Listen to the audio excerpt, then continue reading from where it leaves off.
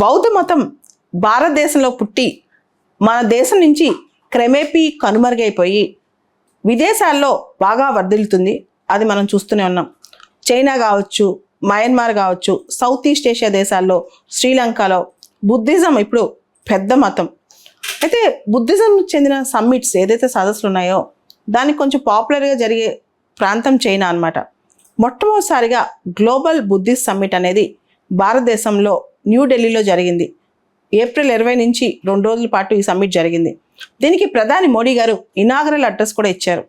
దానికి సంబంధించి ఆయన అనేక చక్కటి వ్యాఖ్యలు కూడా చేశారు. ప్రపంచంలో మనం ఇప్పుడు యుద్ధం చూస్తున్నాం, క్లైమేట్ చేంజ్ అంశాలు చూస్తున్నాం, వాతావరణ మార్పు, టెర్రరిజం చూస్తున్నాం, ఆర్థిక సంక్షోభం చూస్తున్నాం, ఎకనామిక్ క్రైసిస్. వీటన్నిటికీ సొల్యూషన్ బుద్ధిస్ట్ టీచింగ్స్లో చాలా వరకు ఉంటాయని కూడా ఆయన చెప్పడం జరిగింది. అదేవిధంగా ఆయన తన కాన్స్టిట్యుయెన్సీ వారణాసి అని, అక్కడ దగ్గరలో సారానాథ్ ఉందని, అది బుద్ధ ఫస్ట్ సెరమనీ ఇచ్చిన ప్లేస్ అని, అదేవిధంగా తను పుట్టిన ప్లేస్ గుజరాత్లో వాద్నగర్కి హుయెన్ సాంగ్ బుద్ధిస్ట్ మాంగ్ కూడా వచ్చి వెళ్ళారని కూడా ఆయన అక్కడ చెప్పడం జరిగింది. మోడీ గారు ఇనాగరల్ అడ్రస్కి దాదాపు 30 ఫేమస్ బుద్ధిస్ట్ కంట్రీస్ నుంచి డెలిగేట్స్ అటెండ్ అయ్యారు.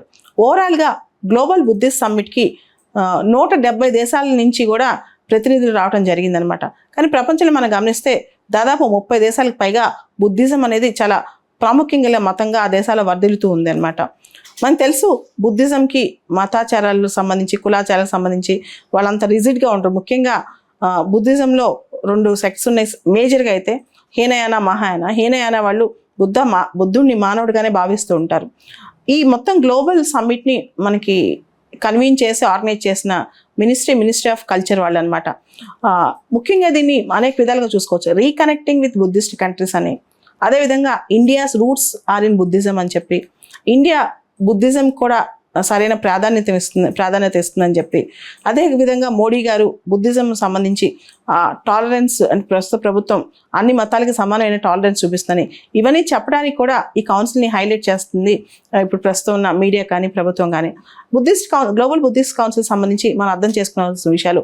దలైలామా గారు కూడా మనకు తెలుసు మతపరంగా బుద్ధిజం గురువు ఆయన దలైలామా. ఆయన వచ్చి బుద్ధిస్ట్ తన టిబెట్ సంబంధించిన తన ఫైట్లో, తన స్ట్రగుల్లో, మీకు తెలుసు చైనా టిబెట్ని ఆక్రమించుకుంది, దలైలామా భారతదేశంలో ఆశ్రయం పొందారు, ఇవన్నీ కూడా అసలు తీసుకున్నారని. సో తన ఫైట్లో కూడా దలైలామా గారు బుద్ధిస్ట్ ప్రిన్సిపల్స్ని ఫాలో అయినట్టు ఆయన చెప్పారనమాట. అక్కడ బుద్ధిస్ట్ ప్రిన్సిపల్స్ గెలిచినా గెలవకపోయినా స్ట్రగుల్లో మాత్రం ఆ పీస్, అంటే మనం గమనిస్తే భారత్ చైనా మధ్య కూడా పంచశీల్లో ఆ పీస్ అనే కాన్సెప్ట్ ఉంటుంది అనమాట. పంచశీల ఒప్పందంలో బుద్ధిస్ట్ ప్రిన్సిపల్స్ అన్నీ కూడా వాయిలెన్స్కి వ్యతిరేకం, యుద్ధానికి వ్యతిరేకం, శాంతి. సో ఇలాంటి వార్ టైం ఉన్న వరల్డ్లో ఎప్పుడు కాన్ఫ్లిక్ట్స్, గొడవలు ఉన్న వరల్డ్లో బుద్ధిజం చాలా రిలవెన్స్. అదేవిధంగా రీసెంట్గా మన అంబేద్కర్ గారి గురించి కూడా చూస్తున్నాం. ఆయన April 14th ఆయన బర్త్డే. ఆయన కూడా బుద్ధిస్ట్ ప్రిన్సిపల్స్ని చాలా లాస్ట్లో ఎక్కువగా రివర్ చేశారు, ఫాలో అయ్యారు. ఈ సందర్భంగా ఢిల్లీలో న్యూ ఢిల్లీ డిక్లరేషన్ అని చెప్పి ఒక డిక్లరేషన్ కూడా మోడీ గారు చెప్పిన వ్యాఖ్యల్ని ఒక డిక్లరేషన్ లాగా అడాప్ట్ చేసుకుని ఒక డిక్లరేషన్ కూడా చేసుకున్నారనమాట ఈ సందర్భంగా.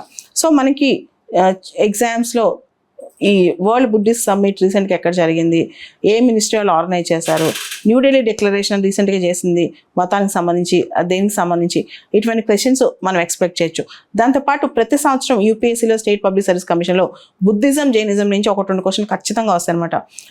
బుద్ధుడు సంబంధించిన, ఆయన జీవితంలో సంబంధించిన ముఖ్య అంశాలు జరిగిన ప్లేసెస్, బుద్ధుడు ఎక్కడ మహాపరినిర్వాణం పొందారు, తర్వాత బుద్ధుడికి సంబంధించి 4 బుద్ధిస్ట్ కౌన్సిల్స్, ఎవరి చీఫ్స్ ఎక్కడెక్కడ జరిగాయి, బుద్ధ లైఫ్లో అసోసియేట్ అయిన వ్యక్తులకు సంబంధించి, తర్వాత ధర్మచక్ర పరివర్తన గురించి, వీటన్నిటి గురించి కూడా క్వశ్చన్స్ రావచ్చు. అదేవిధంగా జైనిజం గురించి కూడా. ఇవన్నీ కూడా బుద్ధిజం, జైనిజం అనేది మనకి సివిల్ సర్వీసెస్లో, కాంపిటేటివ్ ఎగ్జామ్స్లో one of the important topics. And ఈ సంవత్సరం గ్లోబల్ బుద్ధిస్ట్ సమ్మిట్ భారతదేశంలో జరిగింది కాబట్టి ఇంకా మనం దాన్ని ఇంపార్టెంట్ అని చెప్పి భావించవచ్చు. బుద్ధిజం సంబంధించి అనేక సదస్సులు చైనాలో, జపాన్లో ఇలా జరుగుతూ ఉంటాయి. జనరల్గా భారతదేశంలో కొంచెం తక్కువగానే జరుగుతుంటాయి. అయితే ministry of culture in collaboration with international Buddhist confederation first time ఈ గ్లోబల్ బుద్ధిస్ట్ సమ్మిట్ అనేది జరిగింది. అసలు గ్లోబల్ బుద్ధిస్ట్ సమ్మిట్ అనే దీంతో ఓవరాల్ కాన్సెప్ట్ జరిగింది. ఇది ఫస్ట్ టైం అనమాట. ఇది న్యూఢిల్లీలో ఫస్ట్ సమ్మిట్.